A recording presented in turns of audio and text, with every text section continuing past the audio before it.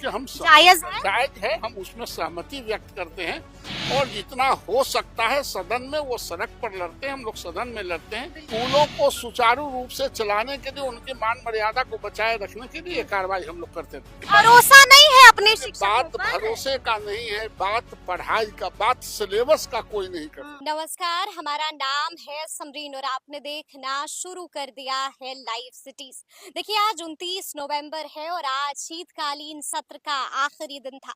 एक बार फिर से यहाँ पर शिक्षा का मुद्दा उठाया गया था और सदन के अंदर आज शिक्षा मंत्री सुनील कुमार ने भी बड़ी बात कह दी थी। सवाल जवाब भी हुआ था।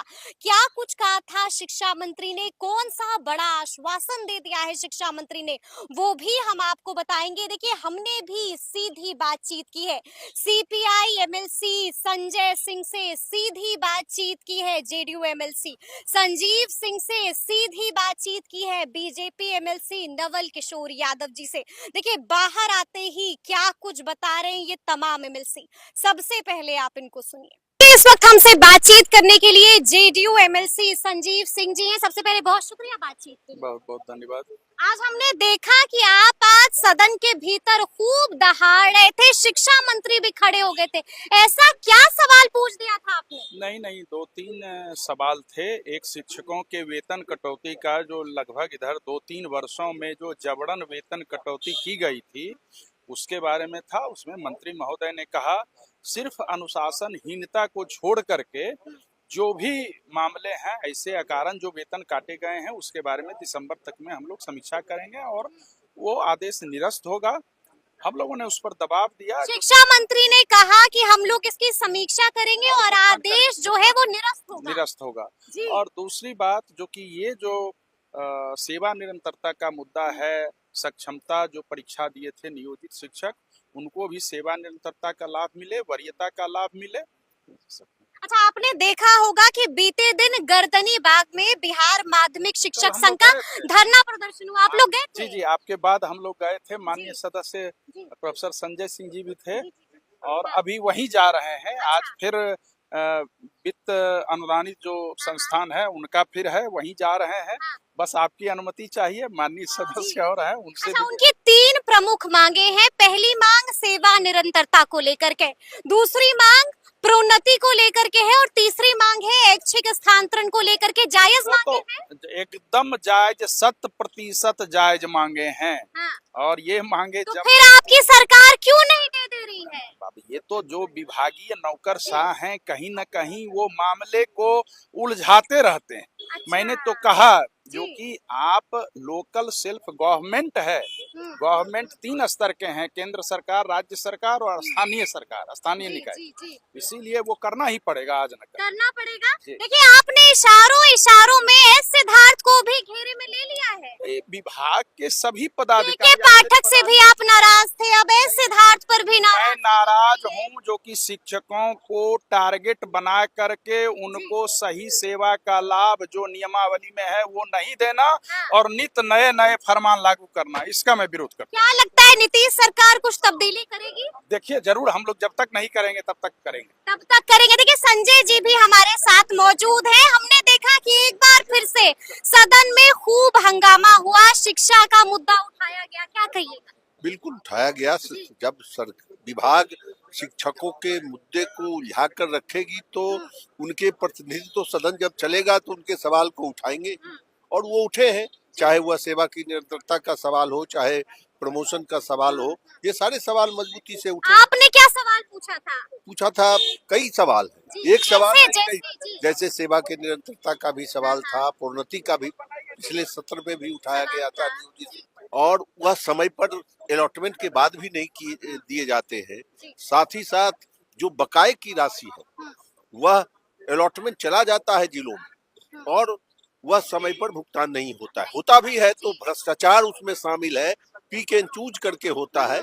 हमने इन बातों को भी मंत्री जी को अवगत कराया। तो शिक्षा मंत्री ने कोई जवाब दिया या नहीं दिया? वो समीक्षा करेंगे। उन्होंने आश्वासन दिया है कि हम समीक्षा करेंगे। ये स्कूल टाइमिंग वाला आश्वासन तो नहीं है ना? स्कूल टाइमिंग वाला आश्वासन इसलिए नहीं, मैं मानता हूं कि स्कूल भले देर हुआ लेकिन 9:30 से 4 तो 10 से 4 अब भी विपक्ष के नेता मांग कर रहे हैं कि 10 से 4 करने में क्या हर्ज है? कोई हर्ज तो नहीं है, हम भी मांग करते ही रहे हैं, लेकिन ठीक 9 बजे से 5 बजे तक की जो समय सारणी जो शुरू की गई थी के पाठक जी के रिगिंग में, उसके पहले स्कूलों की समय सारणी 9:30 से 4 ही थी। इसलिए हम लोग जब विभाग ने किया है तो इसको हम लोगों ने स्वीकार किया है कि चलिए, लेकिन उसमें एक सवाल जरूर जुड़ा हुआ है कि सैटरडे जो हाफ डे होना चाहिए वह हाफ डे करके न करके फुल डे रखे हुए हैं। इसको भी हमने सदन में इस पर सवाल उठाए हैं। मंत्री जी ने आश्वासन दिया है कि हम इसकी समीक्षा करके उसको भी जल्द फैसला दिसंबर में ही बोले हैं फैसला आ मंत्री जी जाएगा। ने, दिसंबर में इस पर हम निर्णय लेने का आश्वासन दिया। तो देखिए, इस वक्त हमसे बातचीत करने के लिए बीजेपी एमएलसी नवल किशोर यादव जी हैं। सबसे पहले बहुत शुक्रिया बातचीत के लिए। Thank you. जी, सबसे पहले तो हमने देखा कि आज एक बार फिर से आपने नियोजित शिक्षकों का मामला उठाया है। क्या कुछ कह रहे थे आप? नहीं, नियोजित शिक्षकों को जो राज्यकर्मी का दर्जा मिला वो तो उसमें वो परीक्षा दिया 1,85,000।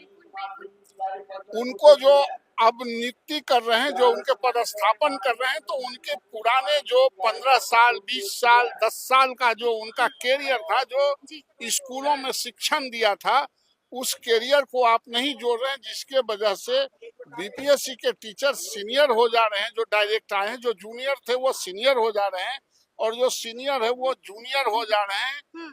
ऐसा नहीं करे सरकार, उनके जो अनुभव का लाभ है उसमें जोड़े, क्योंकि शिक्षण संस्थानों में चाहे विश्वविद्यालय हो, महाविद्यालय हो या स्कूल हो, इसी तरह के एक्ट रहे हैं कि जो जहां अपने काम को करते रहे हैं उसका अनुभव का लाभ उनको जुटता रहा, इसलिए जोड़ा जाए।